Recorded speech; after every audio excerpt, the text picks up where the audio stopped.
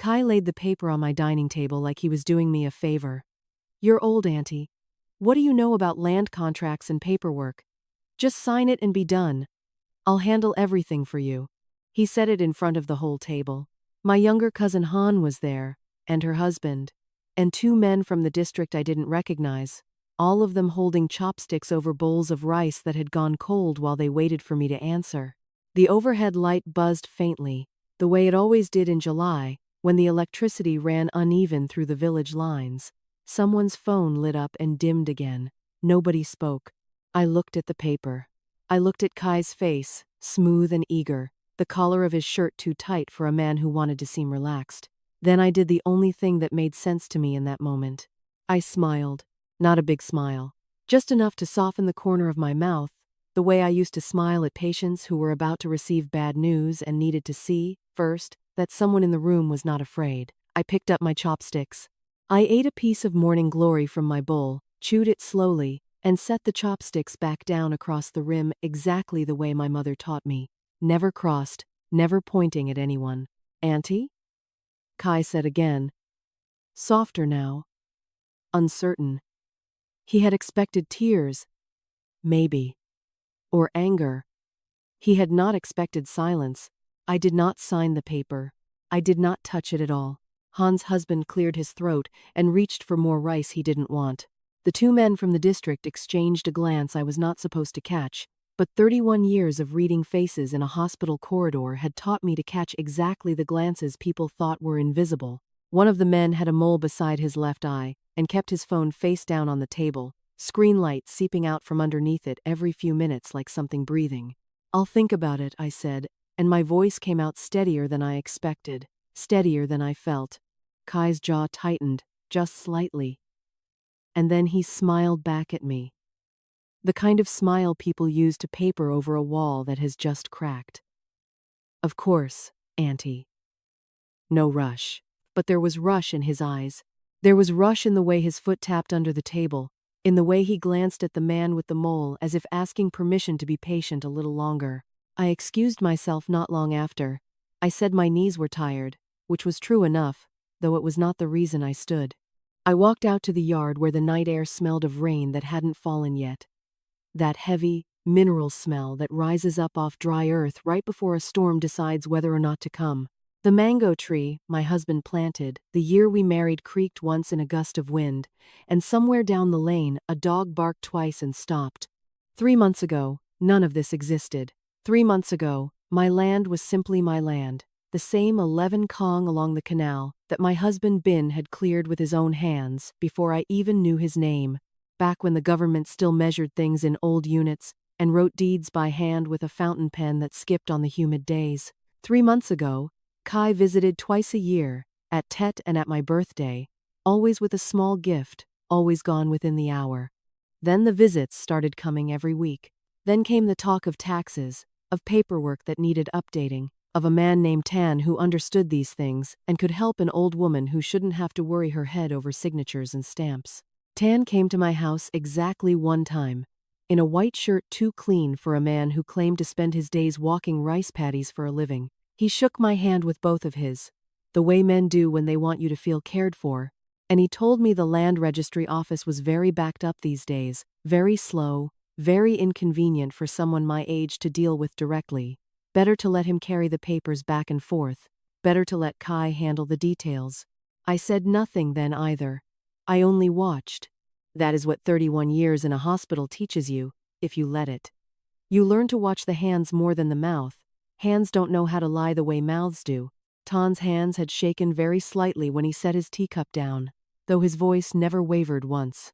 Back in my yard now, I looked toward the house, toward the small square of yellow light spilling from the window of the front room, where the incense on Bin's altar still burned low, a thin gray thread rising straight up in the windless dark before curling, at the last moment. To the left. He kept a photograph there of the two of us standing at the edge of that same 11 kong. The year the canal water was so high, it nearly reached the bottom step of our house. He was already sick then, though we didn't know it yet. He is dust and ash now, tucked into a wooden box behind that photograph, and the only voice of his I have left lives in the shape of his handwriting. I thought of the phrase my mother used to say when I was a girl, too impatient to wait for the rice to finish steaming, too eager to lift the lid before it was time. Nook south the long still water runs deepest. She said it about people, not rivers. The loud ones show you everything they have in the first breath. The quiet ones, she told me, are the ones you should never underestimate, because what they are holding on purpose. I did not say it out loud that night. I only thought it, standing in the dark beside the mango tree, listening to the incense smoke hiss faintly as it touched a draft of air I could not feel on my skin. Kai wanted a smiling old woman who would sign whatever was placed in front of her because she trusted her own blood. He was going to get the smile.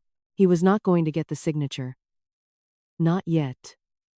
Not until I understood exactly what he thought he could take from me, while I said nothing at all. My name is Nguyet, though for most of my life people simply called me Wai Ta, nurse, as though the profession had folded itself into my identity the way rain folds itself into soil. I worked 31 years at the commune health station, first as a young woman who fainted at the sight of her own blood during training, and later as the one other nurses sent for when a birth went wrong in the night or when an old farmer collapsed in his field with his heart clutching itself shut. Bin used to say I had two voices, one for the sick, low and even, the kind of voice that could talk a frightened mother through a breech birth without her ever hearing the fear underneath it, and one for him, which he claimed was warmer, though I never noticed the difference myself. He said it the way he said most things, gently, almost as an aside, while his hand stayed busy with something else, mending a fishing net, oiling the hinge of the back door, coaxing a stubborn engine on our old water pump back to life. We married in the dry season, the year the canal ran so low you could see the roots of the water hyacinths clutching at the mud like fingers. I was 23. He was 26, already known up and down the commune as a man who could fix anything with his hands and say very little while doing it. His father had died young, and Bin inherited 11 kong of land along the canal, half of it swamp at the time, thick with reeds and mosquito breeding pools that no one in his family had ever bothered to clear. He cleared it himself.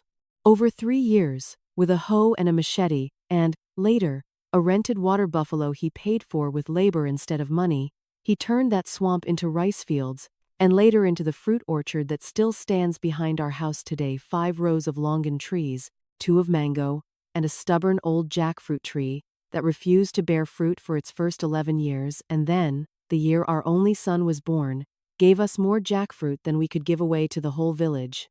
I remember the day the land registry office finally issued the deed. Bin came home holding it flat against his chest like a man carrying something alive, careful not to let the paper crease. He set it on the altar table. We had no formal altar then, only a shelf with his father's photograph and a chipped incense bowl, and he bowed to it 3 times before he even let me read it. "This is ours now," he said. "Not borrowed. Not owed to anyone. Ours." I did not understand then how much weight a single sheet of paper could carry. I understood it later, watching him fold it into a wax paper envelope every rainy season so the humidity wouldn't curl the edges, watching him check on it the way another man might check on a sleeping child, quietly in passing, just to be sure it was still breathing. Our house was small in those years, 2 rooms and a kitchen built onto the back, with a tin roof that turned the whole house into a drum during the monsoon rains. Bin added a room when our son was born, and another after the jackfruit tree started bearing well and we had a little money saved. He built the front room last, the one with the good wooden floor, the one where his altar sits now with his photograph and the incense burner I still refill every morning before the sun is fully up. He was a quiet man, but not an empty one. There is a difference, and it takes a long marriage to understand it. He listened more than he spoke, and when he did speak, people leaned in, because they knew the words had been considered before they left him. I loved him for that stillness.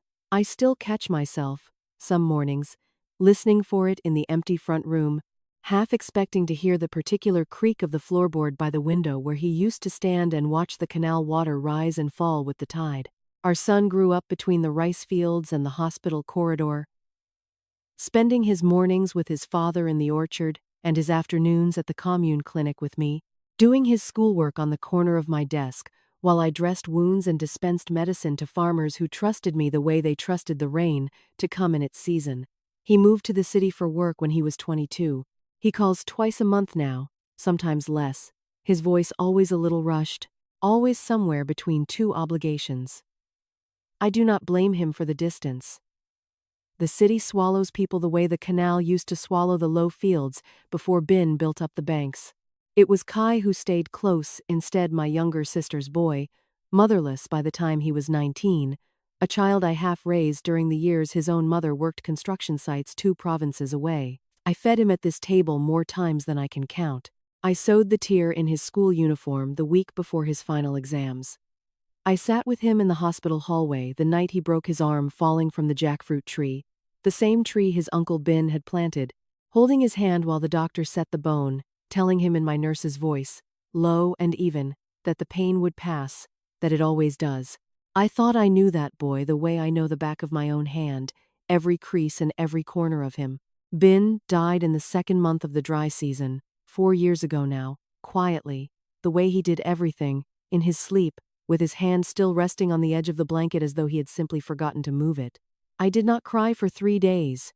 The village women said this was not normal, that grief needed noise to leave the body, but I have spent 31 years watching how differently sorrow moves through different people, and mine has always moved in silence. The way water moves through soil no one can see moving at all.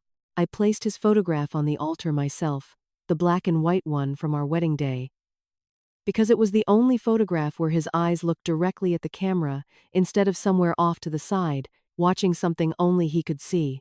I light incense for him every morning still, 3 sticks, planted straight in the bowl.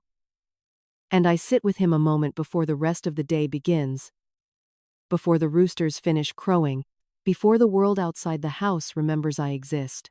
The land is still in my name, his name and mine, technically, though the paperwork itself is old-fashioned now, hand-signed, stamped with a commune seal that no longer matches the newer digital ones the district uses.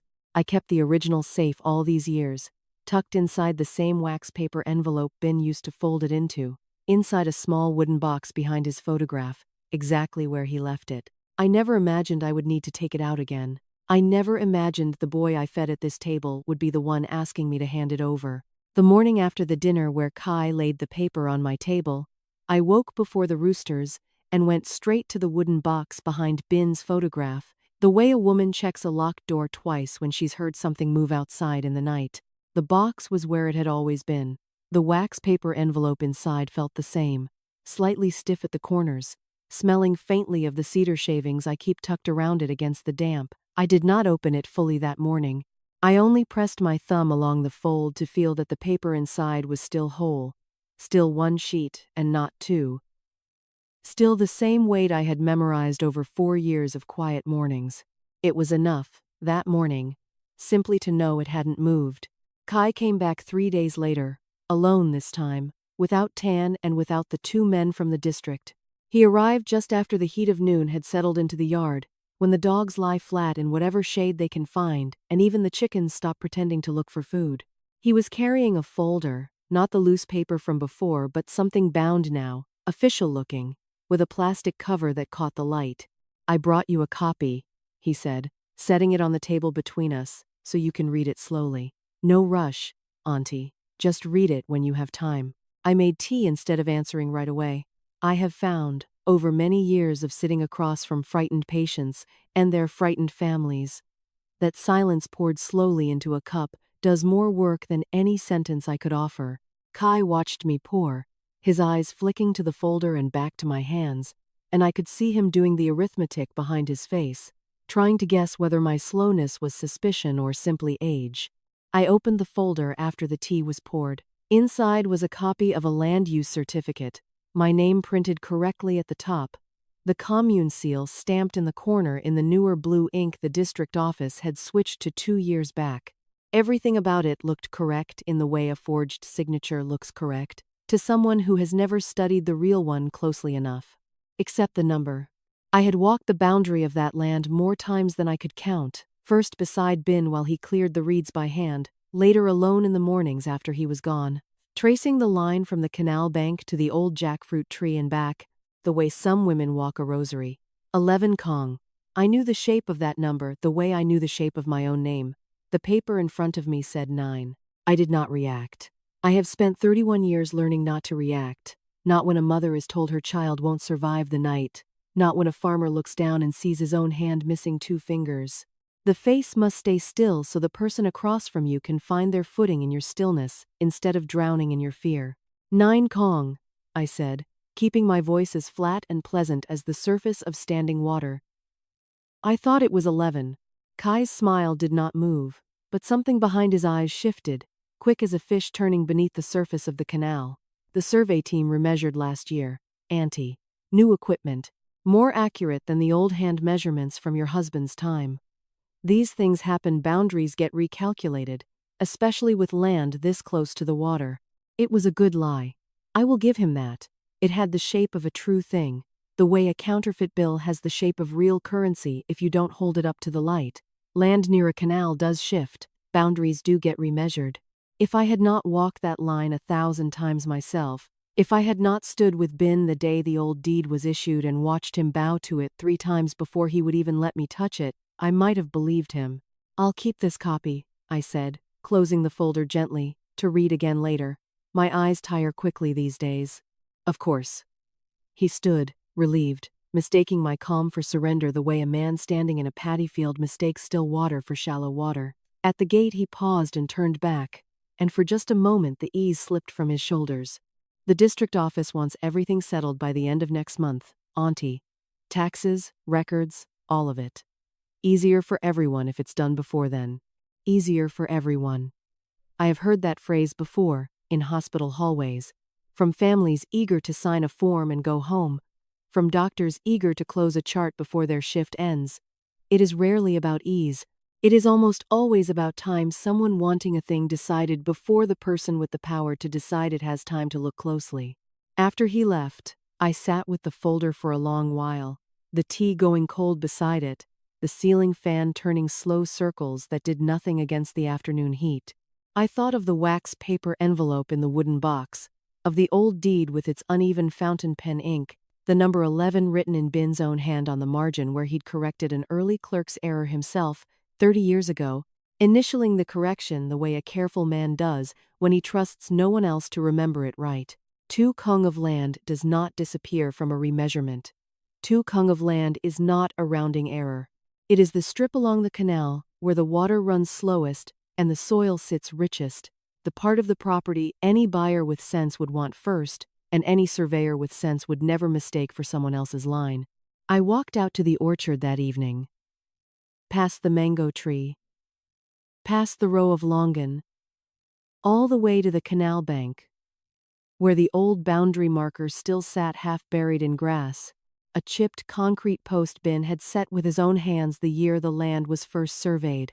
I crouched beside it, my knees complaining the way they always do now, and I brushed the grass away from its base with my fingers, until I could see the faint numbers still scratched into the concrete, worn but legible if you knew where to look. The marker had not moved. The canal had not moved.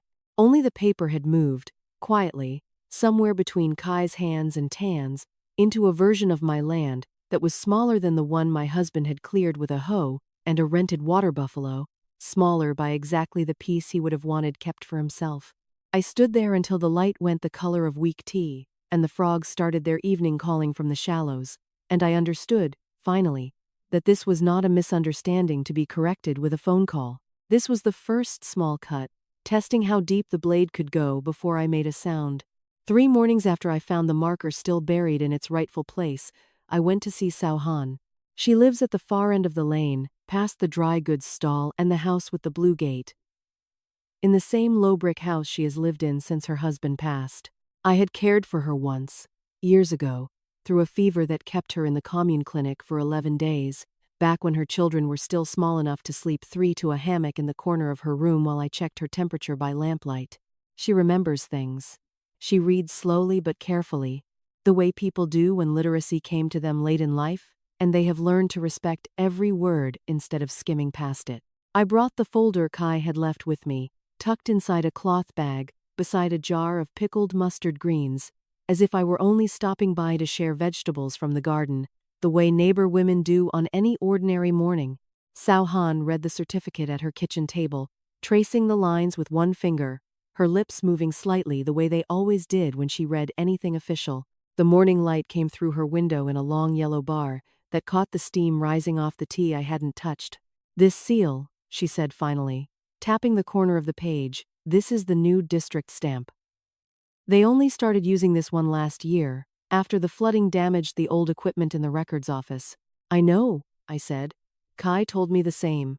But this," she turned the folder toward the light, frowning now, the way she used to frown at a fever chart that didn't match how a patient looked lying in the bed in front of her. "This notary signature, at the bottom. This is not from our district office. This is from Tan's cousin's office, the one 2 communes over, near the highway." I had not noticed that detail myself. I have spent so many years reading the parts of people that cannot be printed on paper, the shake in a hand, the flicker behind the eyes, that I had nearly forgotten how much can be hidden in the small print of an official seal, tucked into a corner where an old woman's eyes are least likely to linger. "Why would he take my land papers 2 communes away?" I asked, "when our own district office sits a 15-minute walk from my house?" Sao Han did not answer right away. She refilled my tea instead, an old habit of hers, filling a cup before she says something she isn't sure she should say. "My daughter-in-law works reception at the district land office," she said finally. "I could ask her to look. Quietly. Just to see if there's a newer file under your name." I told her yes. I told her to be careful, though I did not yet know, myself, what there was to be careful of. It took 4 days for the answer to come back. 4 days in which I moved through my ordinary life the way I always do, feeding the chickens, sweeping the yard, lighting incense for Bin each morning, 3 sticks planted straight, watching the smoke bend the same way it always bends, while underneath that ordinary surface, something in me stayed alert the way it used to stay alert during a difficult night shift, ears tuned for the smallest change in a patient's breathing. Sao Han came to my house herself this time, in the early evening, when the light had gone soft and gold and the mosquitoes were just beginning their work along the canal. She did not sit. She stood just inside my gate, glancing back over her shoulder once toward the lane before she spoke, and I understood, from that single glance, that whatever she carried was heavier than pickled vegetables and kitchen gossip. "There is a file," she said quietly, "filed 3 weeks ago. Not an update. A new certificate application, using a copy of your identification card." My hand went still around the broom I had been holding. "I never gave anyone a copy of my identification card. My daughter-in-law says it was already in the file when it came in. Attached to the application, notarized." She hesitated, and in that hesitation I heard the sound a nurse learns to dread. The pause before a piece of news that cannot be softened, no matter how carefully it's delivered. "There's a second name on the application, Ko En Guyet, as joint applicant. For transfer of use rights." The evening air had gone very still around me, the way it does sometimes just before a storm decides which direction it will break. Somewhere down the lane, a motorbike passed, its engine fading into the dusk, and a dog began to bark and then stopped, as dogs do when they've decided whatever disturbed them has already gone. "Whose name?" I asked, though some part of me had already begun to guess, the way you guess the shape of a wound beneath a bandage before anyone unwraps it for you. Sao Han looked at me for a long moment, the way she used to look at me across a hospital bed when she was deciding how much of the truth I could carry that day, and then she told me.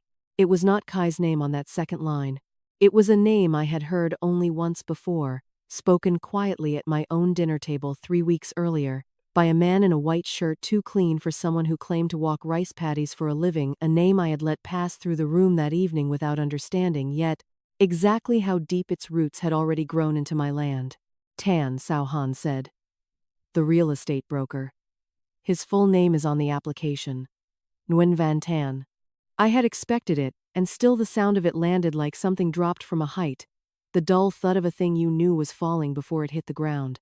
I set the broom against the wall of my house, carefully, the way I set down instruments in the clinic when my hands wanted to shake but could not be permitted to. "Joint applicant," I repeated. "For transfer of use rights." What does that mean, exactly? In plain words, Sao Han glanced toward the lane again before she answered, and I understood that whatever her daughter-in-law had told her, she had told it in the same hushed voice, the voice people use in a hospital corridor when they are not supposed to be discussing a chart that isn't theirs to discuss.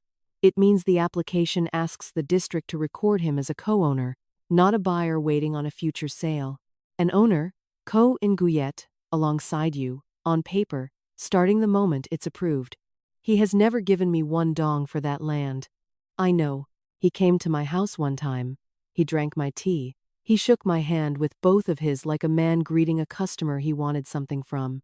I heard my own voice go flatter and flatter as I spoke, the way it always does when the ground beneath a conversation starts to give way, and I need my footing more than I need my feelings. And Kai brought me a folder with the wrong measurement on it, and told me it was a remeasurement, 9 kong instead of 11. Sao Han's face changed then, the frown deepening into something closer to alarm. 9 and then a name added as co-owner. Co-Nguyet. That is not 2 separate mistakes. That is one plan with 2 steps. I did not sleep well that night. I lay on the wooden bed Bin had built with his own hands the year before our son was born, listening to the tin roof tick and settle as it cooled, and I turned the pieces over and over, the way I used to turn a difficult diagnosis over in my mind on the walk home from a night shift, looking for the pattern hidden inside symptoms that seemed, at first glance, unrelated. Shrink the land on paper, 2 kong gone before anyone thought to check a boundary marker buried in canal grass. Add a name to the deed. Quietly, through a notary 2 communes away, using a copy of an identification card I never gave anyone permission to use. 2 steps that, together, made a third thing entirely not a family misunderstanding, not a nephew's carelessness, but the shape of a man's hand closing slowly around something that had never been his to hold. In the morning, I did what I have always done when a symptom refuses to make sense on its own. I went looking for its history. I walked to the small stationery shop near the market, the one with the aging photocopier that still worked despite its age, the way old things in this village often outlast the new ones bought to replace them. The shopkeeper, a woman named Lone, who has known me since she was a girl with skinned knees running past my clinic window, let me sit at the back table while I looked through a stack of old newspapers she kept for wrapping goods, the kind of local bulletins that carry land auction notices and district announcements no one reads until they need to. It took an hour.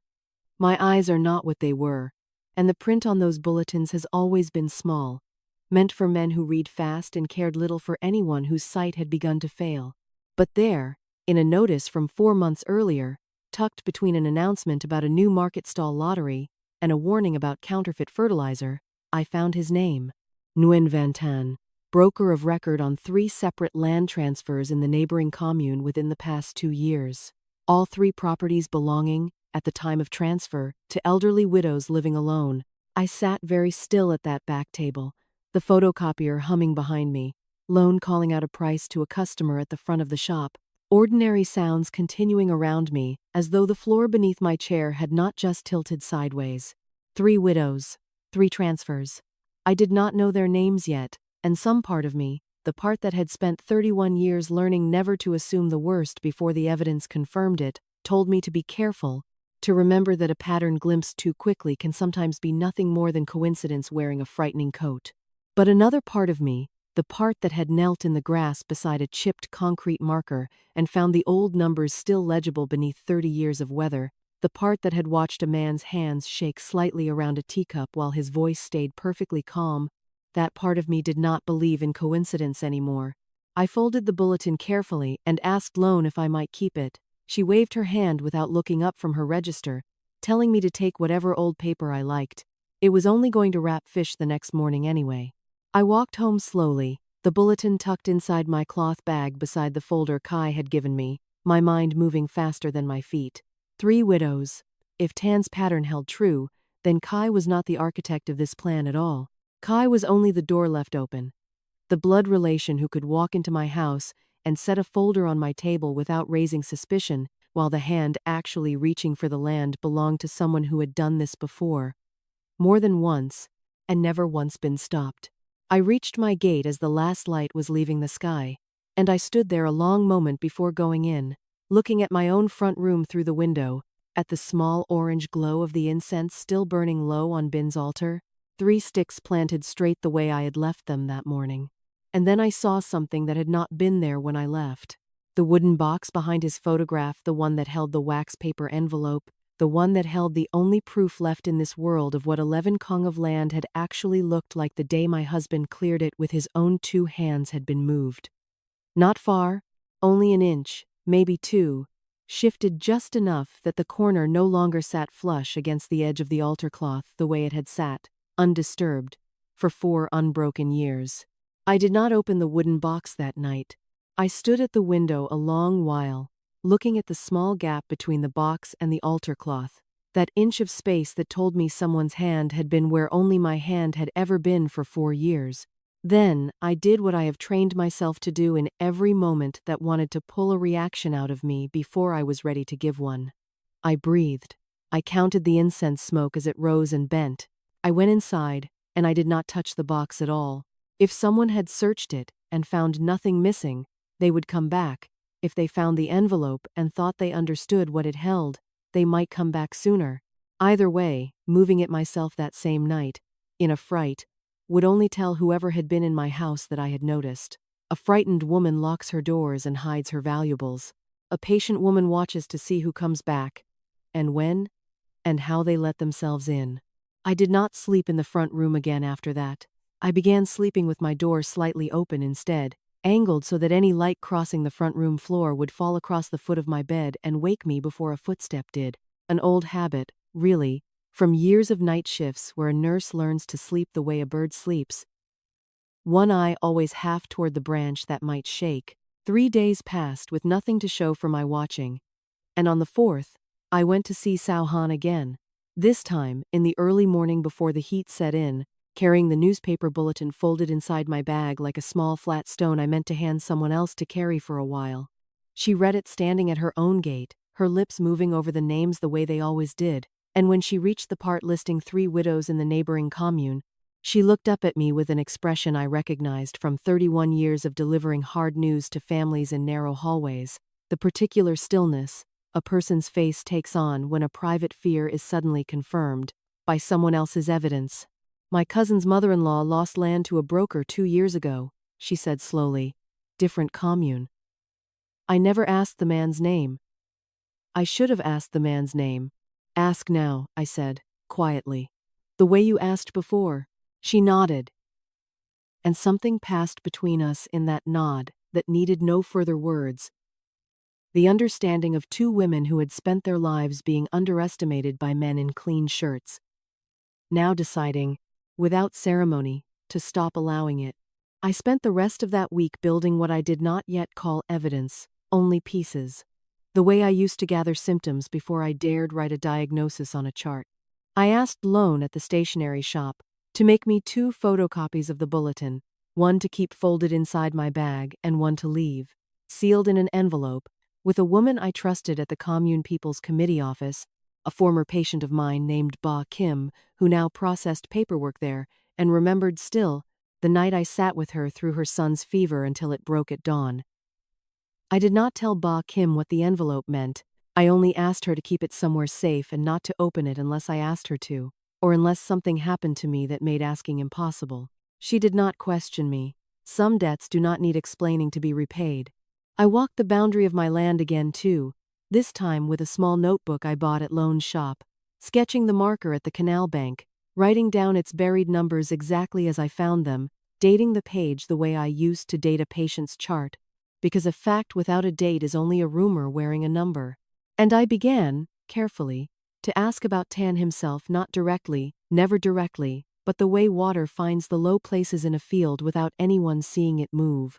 I asked the old fisherman who sells eels along the canal path whether he knew the broker with the clean white shirts. I asked the woman who runs the noodle stall near the district office whether she had seen him there often, and with whom. Small questions, dropped one at a time into ordinary conversations about the weather and the price of fish, gathered up afterward like grains of rice fallen from a torn sack, each one worthless alone, together enough to feed a family. What I learned, piece by piece, was this. Tan did not work from an office of his own. He worked from the back room of a shop belonging to a cousin near the highway. The same shop whose notary stamp had appeared, days earlier, at the bottom of the falsified certificate in my folder. He was known, quietly, among the older women along the canal, not by his full name but by a nickname the fisherman used with a small, bitter laugh, the son who visits widows. He came, the fisherman said, when a husband had recently died, when a woman was still learning to move through a house that suddenly held twice the silence it used to hold. I understood, hearing that, the particular kind of cruelty I was dealing with. Not a man who took by force. A man who waited for grief to loosen a woman's grip on her own affairs, and then offered her his hand at exactly the moment she was least steady on her feet, the way floodwater does not need to knock down a house if it can simply wait for the foundation to soften on its own. My mother used to say that bamboo bends in the storm precisely so it will not break, and that this bending is not weakness but the oldest kind of strength there is. I had always understood that saying as something about grief, about surviving loss without shattering under its weight. Sitting in my kitchen that evening with my notebook of dates and buried numbers, my folded newspaper, my sealed envelope resting safe in Ba Kim's keeping, I understood the saying differently for the first time. The bending was not only how a woman survives a storm, it was also how she waits, unbroken and unremarked upon, for the exact moment the wind finally shows its hand. I was still turning that thought over, still writing the date at the top of a fresh page in my notebook, when Sao Han appeared at my gate again, out of breath from walking faster than her knees usually allowed, her face carrying the particular urgency of someone who has found something she was not looking for. My daughter-in-law found the third widow's file, she said, before I had even risen from my chair. Ko Inguiet. The transfer went through 6 months ago, and the widow, she's still alive, still living 2 communes over, still in the house Tan told everyone she'd sold to him willingly. Kai came back on a Sunday morning, and this time he did not come alone. Tan walked beside him through my gate, wearing a shirt even whiter than the one from before, ironed so crisply the collar looked as though it could cut something if he turned his head too fast. Behind them came a third man I had never seen, older, heavier, carrying a leather folder under one arm, and moving with the particular unhurried confidence of someone who has come to witness a formality rather than negotiate anything at all. "Auntie," Kai said, smiling the smile I had come to recognize as the one he wore when he believed he had already won. "This is Mr. Duke, from the district land office. He's come to help us finish the paperwork today, so everything is in order before the deadline." I did not stand immediately. I finished pouring the tea I had been pouring when they arrived, my hand as steady as I could keep it, and I gestured toward the chairs at my table the way I would have gestured toward chairs in any ordinary visit, though every instinct in me had gone taut and watchful, the way it used to go taut in a hospital corridor, the moment a patient's numbers began sliding somewhere they shouldn't slide. Mr. Duke did not sit. He opened his leather folder standing, the way a man does when he wants a room to understand, without being told, that he does not intend to stay long. "Mrs. Nguyen," he said, not unkindly, though his voice had the flat efficiency of someone reading from a script he had read many times before to many different old women. "There's a transfer application on file for your property. We simply need your signature to finalize the joint ownership records." He set the paper on my table.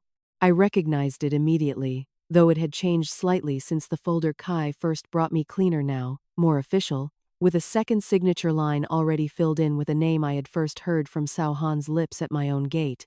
"Nguyen Van Tan, joint applicant." "I told you I would think about it," I said quietly. "You've had 3 weeks, Auntie."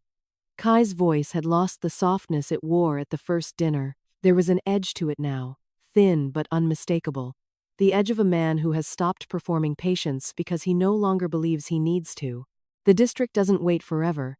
If this isn't filed by the deadline, the whole application resets, and then who knows how long it takes, how much it costs to redo. I'm trying to protect you from that. "Why do you make it so difficult?" Tan said nothing at all. He stood near the door with his arms loosely folded, watching me the way a man watches a fish he has already decided is caught, waiting only for the formality of the net closing. I understood, in that silence, that he had likely stood in rooms like this one many times before, in the houses of other widows, waiting with exactly this same patient stillness while a nephew or a cousin did the talking, while an old woman's resistance wore itself down against 2 younger, louder voices. "I would like to read the document again," I said, slowly. My eyes tire. You've had 3 weeks to read it, Kai said again, sharper now. Then a little longer will not hurt anyone. I kept my voice even. The voice I used for frightened mothers and dying men. The voice that gives nothing away no matter what is happening beneath it. But my hands, folded in my lap where none of them could see, had begun, very slightly, to press against each other. Mr. Duke glanced at his watch, an almost imperceptible motion, and something in that glance told me he had another house to visit that afternoon. Another old woman somewhere down another lane waiting for the same leather folder to open on her own table. Auntie. Kai leaned forward now, both hands flat on my table, his voice dropping into something that wanted to sound gentle and did not quite manage it. I don't understand why you're fighting this. I'm your family. I've always been your family. This is for your own good, the district said. Properties without updated ownership records can be seized for back taxes. Did you know that? I'm trying to protect what's yours. I looked at him for a long moment, at the boy I had sewn school uniforms for, the boy whose broken arm I had held steady in a hospital hallway, while a doctor set the bone, and I felt something in my chest that was not quite grief and not quite anger, but the particular ache of watching a person you helped raise become someone you no longer recognize. If it protects what's mine, I said slowly, then there should be no urgency in me understanding it first. For just a moment, something flickered behind Kai's eyes, quick and unguarded, gone before I could be certain I had seen it at all. Then Tan spoke for the first time since entering my house. His voice smooth, unhurried. The voice of a man accustomed to being believed. Mrs. Nguyen, I understand this is a lot to process at your age. Truly. But delaying only creates risk for you. I've seen it happen. Families lose everything in disputes that drag on too long. Wouldn't you rather have this settled, safely, today, while we're all here to help you? While we're all here to help you. 3 of them, standing in my front room on a Sunday morning, my husband's photograph watching silently from the altar behind them. The incense I had lit that morning burned down now to a thin gray stub. 3 men, and 1 old woman sitting very still at her own table, holding a teacup she had stopped drinking from. Doing the only math she had left to do, how much longer she could hold this line before holding it any longer, became its own kind of danger.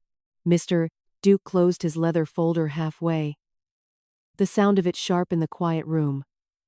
A small, deliberate punctuation mark meant to tell me that patience, theirs at least, had a limit. And that limit was close. I need you to sign today, Auntie, Kai said. And this time there was no softness left in it at all. Please, don't make this harder than it has to be. I looked down at the paper on my table, at the line waiting for my name beside a stranger's, at 3 men standing over me in the house my husband built plank by plank with his own 2 hands, and for the first time since this began, I felt the true weight of how alone I was in that room, how easily 3 voices could fill a small space until an old woman's silence started to look, to anyone watching, like consent.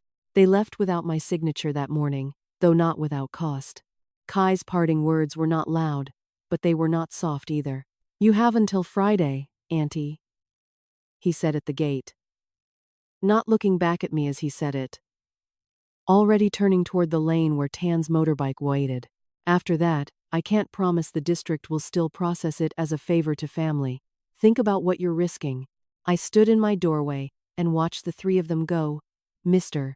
Duke's leather folder tucked under his arm again, Tan's white shirt catching the late morning sun as he swung his leg over the motorbike seat with the ease of a man who had done this many times, in many yards, outside many houses that were not yet, but soon would be, no longer someone else's home.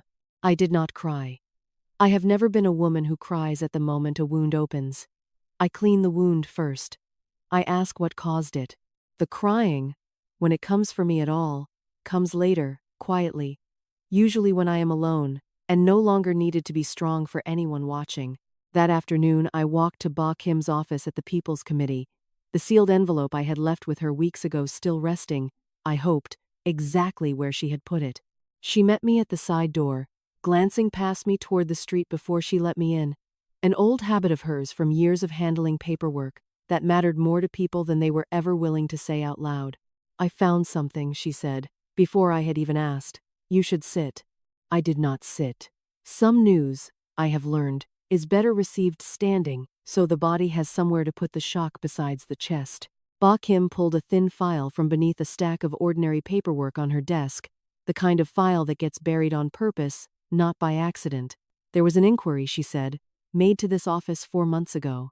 Someone asking about the transfer process for elderly landowners with no immediate cosigner, asking specifically what documents would be required if the landowner were deemed, in the inquiry's words, unable to manage her own affairs going forward. 4 months ago.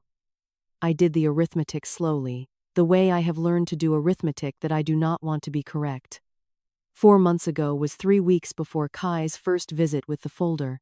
4 months ago was long before any talk of remeasured land, before Tan's white shirt ever crossed my threshold, before a single word had been spoken to me about taxes or paperwork or updated records.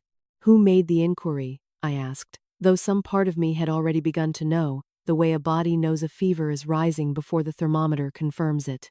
Ba Kim turned the file toward me. The name at the top was not written in Tan's handwriting. It was not written by Mr. Duke, whose signature I had now seen enough times to recognize its particular slant.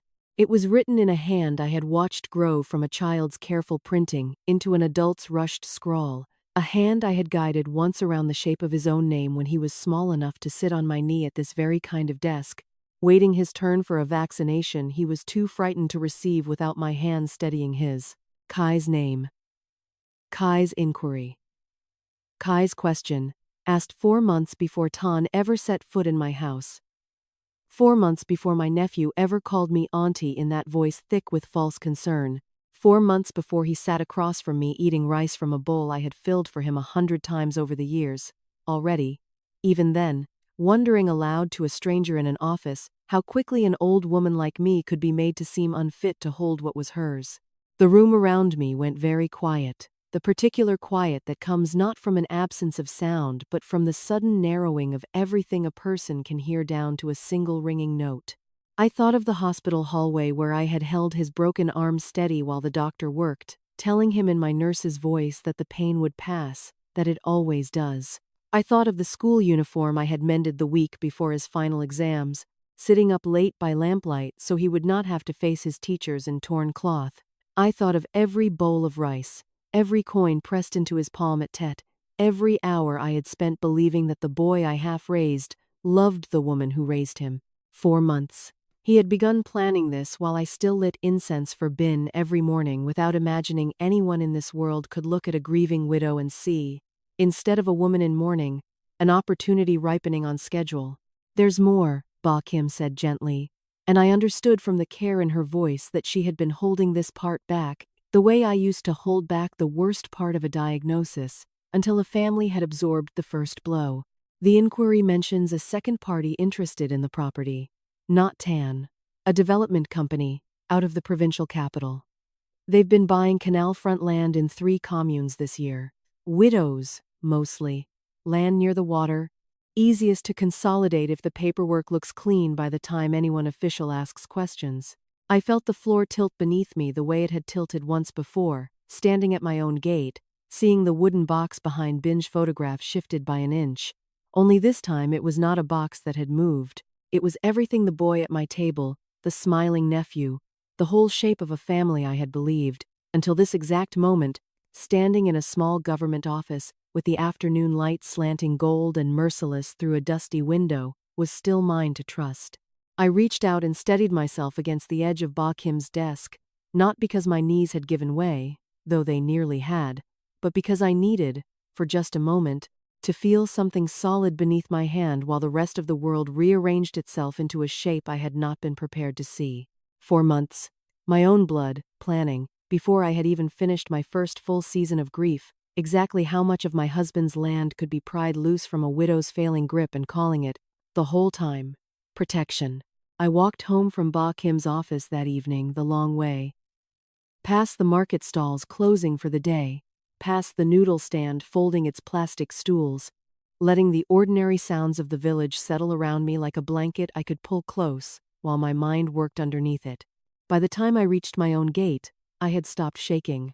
Not because the grief had passed, it had not, and I understood, even then, that it would take a long time to fully pass, if it ever did, but because I had found, somewhere between the district office and my own front door, the particular calm that comes only after the worst has already been confirmed.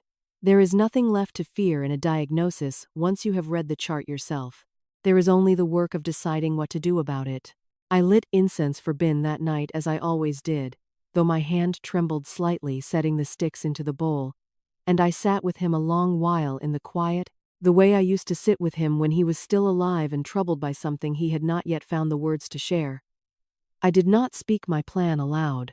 Some things a woman keeps for herself even from the dead, not out of secrecy but out of a kind of tenderness, not wanting to burden even a memory with the weight of what was coming. In the morning, I went to see Dat. Dat had been a district clerk for almost as long as I had been a nurse, a careful, unhurried man who had processed my husband's original land documents decades ago and who still, even now, kept a small office 2 doors down from the notary who had witnessed our wedding contract. He was retired from the district registry now. But men like Dat do not truly retire from the work that shaped them. They simply move it into a smaller room and keep doing it for whoever still remembers to ask. I brought him everything: the photocopy of the falsified certificate with its wrong number and its foreign notary stamp, the newspaper bulletin naming Tan in 3 prior transfers, my notebook with its dated sketch of the boundary marker and its buried, unmoved numbers, and, carried in its wax paper envelope inside my cloth bag, wrapped now in a second layer of cloth for safekeeping, the original deed itself, Binge's careful corrections still visible in the margin where a young clerk's error had once been fixed by his own steady hand. Dat read everything slowly, the way careful men read, saying nothing until he had turned the last page. Then he sat back in his chair and was quiet for a long moment, the ceiling fan above us turning the same slow, useless circles as the fan in my own front room. "This is not confusion," he said finally. "This is construction. Someone built this, piece by piece, over months." "I know," I said. "I would like your help making sure it collapses the same way it was built. Piece by piece. In front of the right people." He looked at me then with something I recognized from 31 years of standing across from doctors who had finally agreed to take a difficult case seriously respect, mixed with a kind of relief that someone else understood the size of what they were looking at. We spent that morning and most of the afternoon working through what needed to happen next.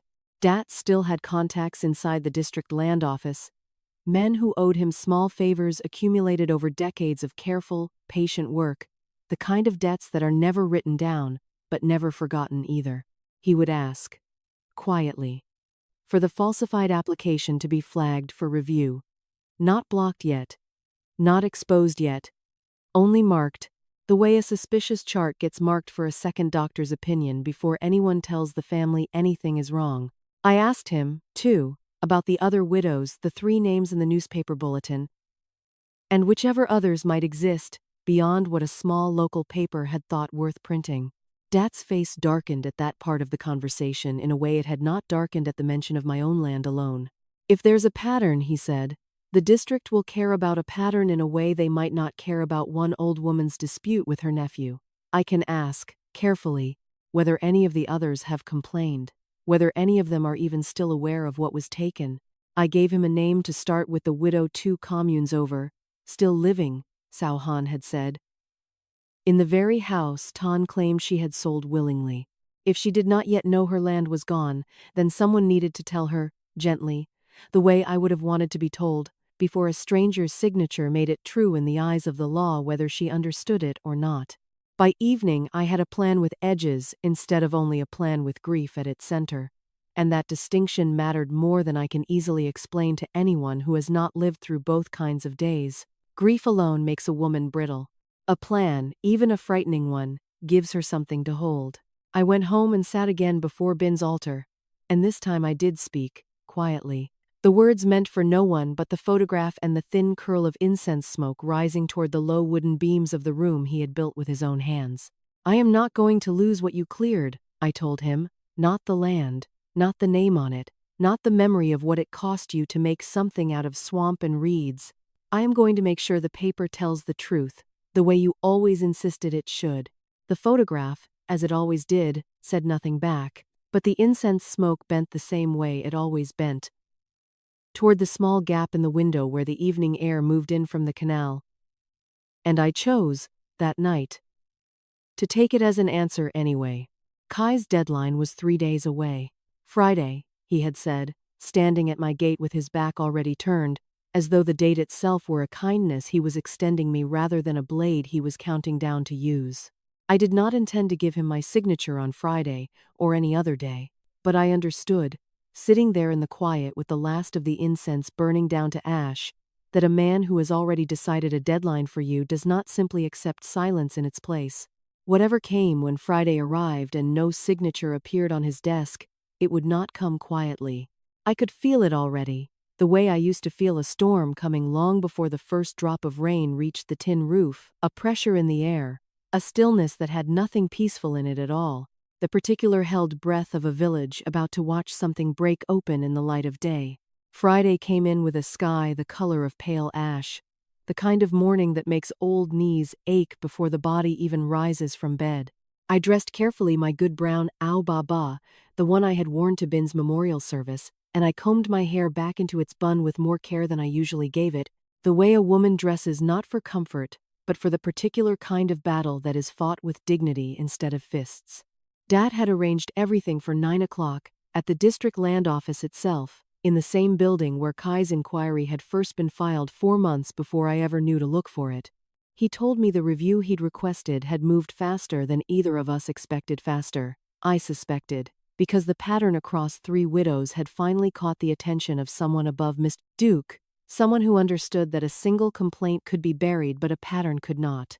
Kai was already there when I arrived, standing near the reception counter beside Tan, both of them dressed for what they still believed would be a formality, my signature, finally given, the last small obstacle cleared from a plan 4 months in the making. Mr. Duke stood a little apart from them, his leather folder tucked under one arm, and I saw, the moment his eyes found me, a flicker of surprise at the small crowd already gathering in the waiting area. Sao Han was there. Ba Kim had stepped away from her desk to stand near the door. Dat sat in one of the plastic chairs along the wall, his own folder resting on his knee, patient as a man who has waited decades for other people's paperwork and has learned that the waiting is often the least important part. "Auntie," Kai said, coming toward me with the same smile he had worn since the beginning, though it looked thinner now, stretched over something underneath it that had begun, perhaps, to sense the shape of what was coming. "I'm glad you came. Let's get this finished today, yes? No more delays." "Yes," I said, "let's finish it." He did not hear, in those words, what I meant by them. He led me toward the desk where the transfer application waited, the same document from my front room, cleaner now, official, my name printed correctly above a signature line still empty beside Tan's. I did not sit at the desk. Instead, I opened my cloth bag, and I set 3 things on the counter, one at a time, the way I used to lay out instruments before a difficult procedure, each one placed with deliberate, unhurried care so that everyone in the room could see exactly what it was before I moved to the next. The first was my notebook, open to the page with the boundary markers sketched in careful pencil, the buried numbers copied out beside a dated entry. The second was the newspaper bulletin, the 3 widows' names circled now in ink, Tan's name printed plainly above them as broker of record. And the third I unwrapped slowly from its second layer of cloth, the wax paper crackling faintly with the same sound it had made every year. I checked it against the rainy season's damp, and I laid the original deed flat on the counter beside the false one, edge to edge, so that the 2 documents sat side by side in the flat fluorescent light of the district office for anyone with eyes to compare. 11 Kong, in Bin's own careful hand, the correction he had initialed 30 years ago, still legible in the margin. Beside it, 9, printed clean and official and entirely false. The room had gone very quiet. Mr. Duke set down his folder. The clerk behind the counter, a young woman who had clearly not expected her Friday morning to hold anything more dramatic than a stack of routine transfers, looked from one document to the other with her mouth slightly open. "This is my husband's original deed," I said, and I did not raise my voice, because I have learned, across 31 years of difficult rooms, that a voice kept low forces everyone else to lean in and listen rather than shout past you. Issued the year he cleared this land with his own hands. corrected once by the district office itself, and initialed by the clerk who made the correction. It has never left my possession since the day it was issued. Kai's face had gone the color of old rice paper. Auntie. There could be an error in the old records, the survey team said. There was no survey team, I said. There is a broker with 3 widows' names attached to transfers in the neighboring commune, and a bulletin any person could read for themselves at the market stall 2 streets from this office. I turned the notebook toward Mr. Duke, tapping the sketched marker with one finger. And there is a boundary stone, still standing exactly where my husband set it, with numbers scratched into the concrete that match this deed and do not match that one. Tan had not moved from where he stood. But something in his stillness had changed. The loose, patient confidence, draining out of it the way water drains from a cracked jar. Slow at first, and then all at once. He said nothing. Men who have done this quietly, 3 times before, rarely have a script prepared for the moment it is done to them in the open, in front of witnesses, on a Friday morning with the fluorescent lights humming overhead. I looked at Kai then, at the boy I had fed at my table more times than I could count, whose broken arm I had once held steady while a doctor set the bone, and I let the silence stretch long enough that he understood, before I said another word, that I already knew everything the inquiry filed 4 months before his first visit, the development company waiting in the provincial capital, the whole quiet architecture of a plan built to make an old woman's grief look, on paper, like her own free choice. You told me once, I said, my voice still even, still low, that I was old, that I didn't know anything about land contracts and paperwork, and that I should just sign and let you handle it. He said nothing. His eyes had gone to the floor. I have spent 31 years reading charts most people couldn't make sense of, I said. I know exactly what I am holding, Kai. I have known since before you ever set foot in my house with that folder. The only question left, face, what happens now that everyone else in this room knows it too? Mr. Duke cleared his throat, picked up both documents with visibly unsteady hands, and turned to the young clerk beside him. Flag this application, he said, immediately, and pull the files on the other 3 transfers this office processed through this notary. He looked at me then, something like shame moving briefly across his face before professional caution smoothed it away again. Mrs. Nguyen, I apologize. This will be investigated properly. You have my word. I only nodded, and I did not reach for either document on the counter, because I did not need to hold them anymore. The truth, once it is finally seen by enough eyes in one room, has a way of continuing to stand on its own, the way a boundary marker stands in the grass long after everyone has stopped looking for it, waiting quietly to be found by whoever finally thinks to check.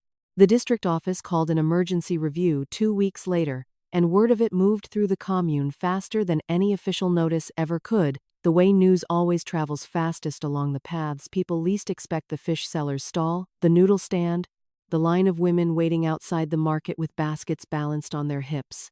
By the time Dat and I arrived at the office that morning, a small crowd had already gathered outside, neighbors who had heard fragments of the story and come to see for themselves how it would end. I recognized several faces among them, women I had treated over the years, farmers whose children I had vaccinated, people who had trusted me with their bodies long before any of them had reason to think about trusting me with anything else. Inside, the room was different from the Friday I had first laid my documents on the counter. This time, there were more officials present, a senior inspector from the Provincial Land Authority seated at the head of the table, files stacked in neat, damning rows in front of him. Tan sat to one side, his white shirt no longer crisp, a faint sheen of sweat visible at his hairline despite the ceiling fan turning steadily above him. Kai sat beside him, though the space between the 2 men had widened noticeably since the last time I'd seen them together, the easy alliance of a shared plan replaced by the particular distance men keep from each other once they've begun calculating who will be blamed first. The inspector did not waste time. He laid out, one by one, what the district's review had uncovered in the 2 weeks since my documents had been flagged. The falsified certificate bearing my name, filed through a notary with no jurisdiction over my commune. The identification copy attached without my knowledge or consent. The pattern across 3 prior transfers, each one following the same shape: a recently widowed woman, a quiet inquiry about her mental competency filed months in advance, a broker's name added as joint applicant, just before the paperwork was rushed toward completion. 2 of the other widows have now come forward, the inspector said, once they understood what had happened to their land.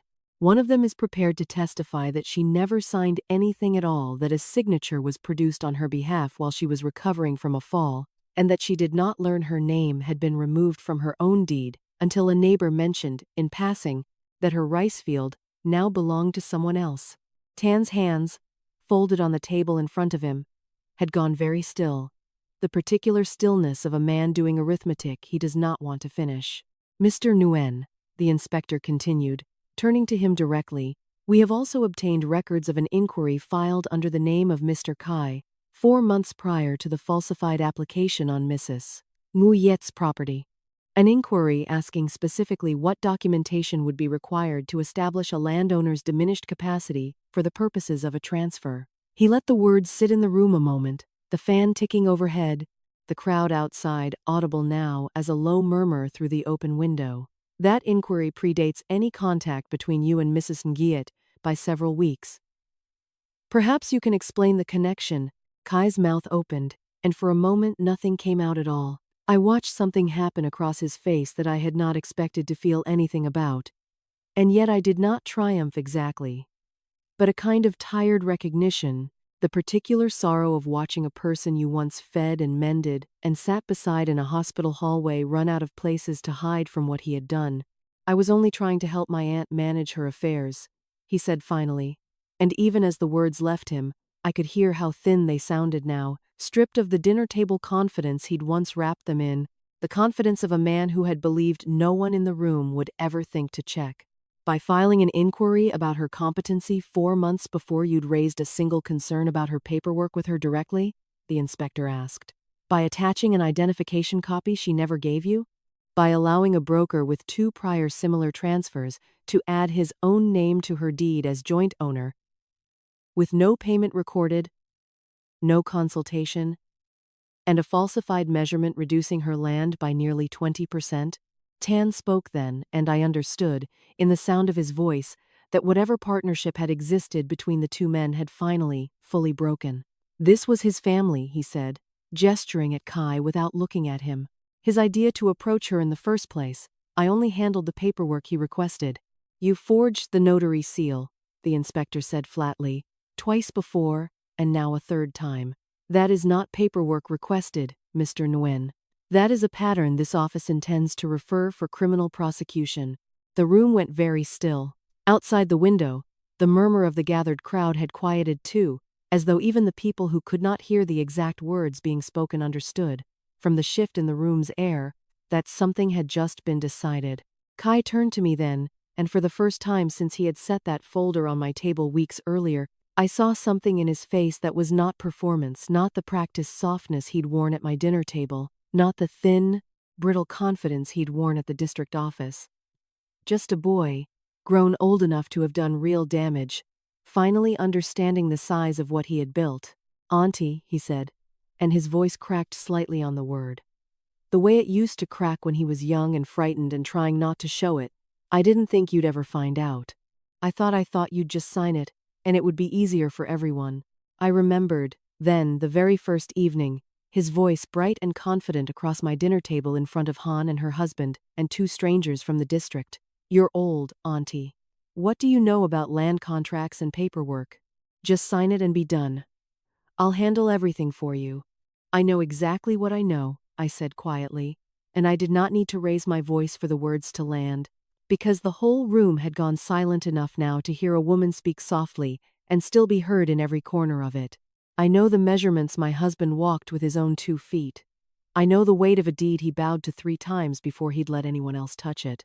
I know what a signature is worth when it's given freely, and what it's worth when it's taken from someone too grieving, or too trusting, to notice it's being taken at all.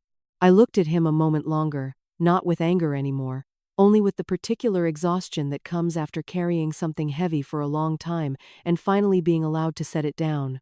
You didn't think I would find out, I said, because you never once thought I was worth explaining anything to honestly. That was your mistake, Kai, not the paperwork. The paperwork was only ever going to fail because it was false.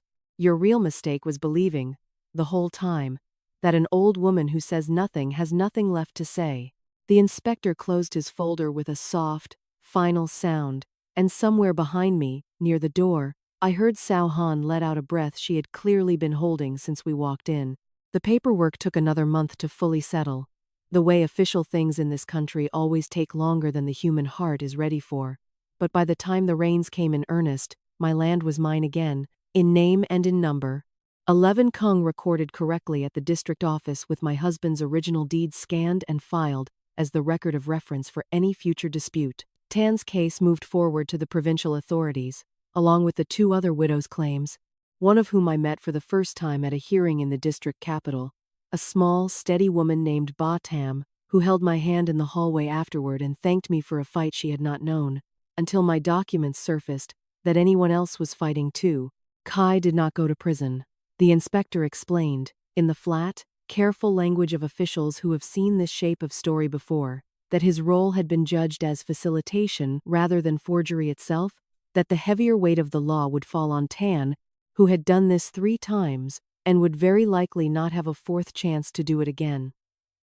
I did not ask for Kai to be punished beyond what the law required. I did not need to. Some punishments, the law hands down, and some punishments a person carries quietly for the rest of their life, every time they pass a door that used to open for them without hesitation and now only creaks. He came to my house once more, in early autumn, when the mangoes on Bin's old tree had gone heavy and sweet enough to pull the branches low. He stood at my gate the way a stranger stands, not the easy way he used to walk in unannounced, and he asked, quietly, if he could speak with me a moment. I let him into the yard, though not into the house. We stood beneath the mango tree, its shade cool and thick around us, and he told me he was sorry. Not the way he'd said it that day in the district office, not scrambling for words in front of an inspector, but slowly, the way a person speaks when they've had weeks alone to find out what they actually mean. I don't expect you to forgive me, he said. I only wanted you to know I understand, now, what I almost took. Not just the land, the trust. I don't know how to undo that. I looked at him a long while, this boy I had raised as much as any aunt raises a nephew, this man who had let grief-widened cracks in my life become doorways for someone else's greed. I did not tell him it was forgiven, because it was not fully, not yet, and I have never believed in telling comforting lies even to people I love. You don't undo it, I said. You simply become someone who would not do it again.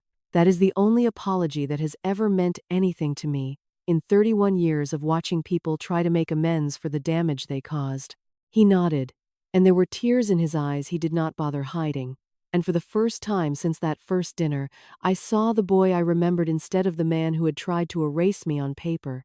He left without asking anything more of me, and I have not decided yet what our relationship will become, only that it will not be what it was, and that this, too, is its own kind of honest ending.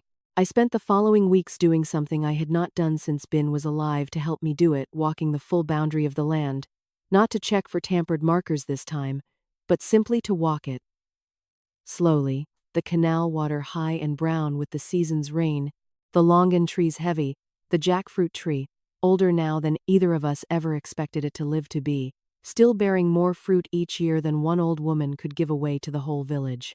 I decided, that autumn, what I wanted done with all of it, eventually, when my own time comes the way Binge came before me, not to my son alone, though he will have his fair share, the boy who moved to the city and calls twice a month in a voice always rushed between 2 obligations. I understand him better now, I think, having spent a season defending the very thing his father built for him to inherit, and not to Kai, not out of punishment, but out of the plain truth that trust, once broken this deeply, is not something a deed can restore on its own.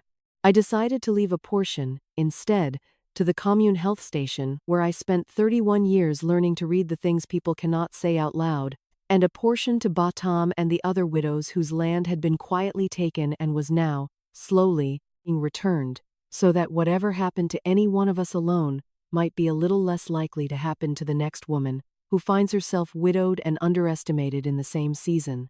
Dorothy, no. There was no Dorothy here, only Dat, careful and patient, who helped me write it all correctly this time, with witnesses, with a notary from our own district, with every number checked twice against the marker still standing quietly in the canal-side grass, exactly where Ben had set it decades ago.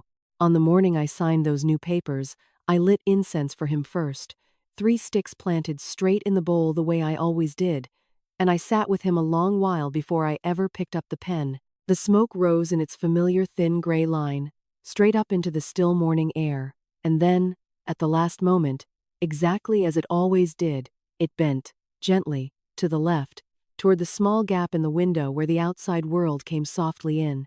My mother used to tell me, when I was a girl too impatient to wait for the rice to finish steaming, that still water runs deepest, that the loud ones show you everything they carry in the very first breath, while the quiet ones hold what matters on purpose, waiting for the moment it is safest to let it be seen. I had carried that thought with me through every folder Kai laid on my table, every white-shirted smile Tan offered across my own teacup, every quiet morning I said nothing at all, while 3 men stood over me believing my silence was the same thing as surrender. I understand now that it never was.